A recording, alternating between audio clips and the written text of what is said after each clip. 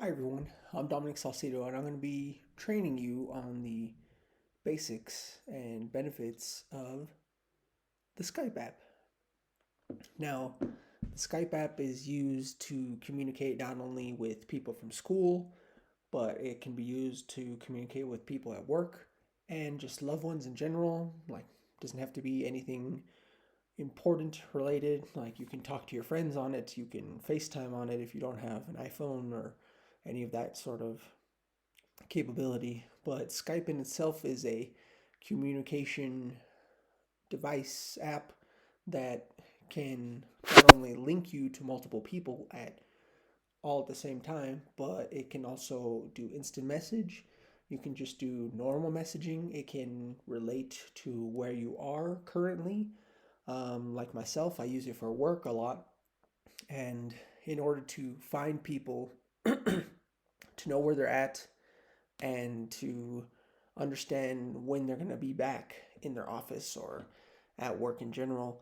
Skype allows you to do all of these things, and it's pretty versatile. You can get it on your phone, your computer, a work computer. There's no weird details that allow it to be blocked by certain users or anything like that. Skype itself is just plainly communicating in various ways. Now, I go back to instant messaging. That's a very important tool because, unlike texting or unlike um, using Canvas to message somebody, with Skype, you can see if that person is online, then, there, and now, and when they were last online to get an idea of where they are. And you can instantly send them a message like, hey, what's going on? What are you doing? I need this one thing done, or I need to talk to you right away. And you can do that all through the instant messaging app. They get it in real time. You can see when they've actually read the message to understand whether or not they're even paying attention to you.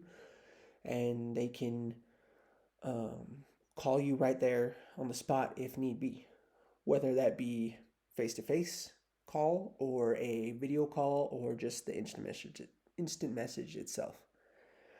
And not only can it do that, but it can bring multiple people together in one group, which is very valuable, especially in today's world. Now, I use it for not only meetings, but for gatherings. In like I have a school project or group work that needs to be done. And at work, I use it for meetings. And lastly, what is it? Last week, I used it for interview. And we had people, one person in California, another person like near Nevada, and then multiple people in Colorado. But I was able to get everybody all at once into the same meeting using the Skype app. And um, even if you don't use it in the conventional way, which is would be to this face to face, you can create a Skype basic a Skype like central group that you can then call into using any sort of phone as long as you have the group number like identifier. So, giving a good example for that interview that I did, when I had multiple people everywhere, I wasn't able to do it on my actual laptop where I have the app. I had to call into a certain number, use a certain ID code, and that itself would bring me into the conversation as would everybody else. And everyone else could be using a different fashion of that form. They could be using the actual app, they could be face to face and just seeing everybody's little logo, but what have you, it brings people together, which is, I think, fantastic. And not only using it for school, but for work and just talking to people in general. When, like, the early years of me talking with my girlfriend, I was in Korea and she was in Texas. So, using things like FaceTime and other conventional type of apps that people would normally use in country wasn't available for us. But Skype was because it's in global type of app. And I just believe its communication methods and processes are fantastic. And I recommend anybody to use it. And if anyone does need help in that regards, I'm more than willing to help where I can. I appreciate your time and thank you very much. Bye bye.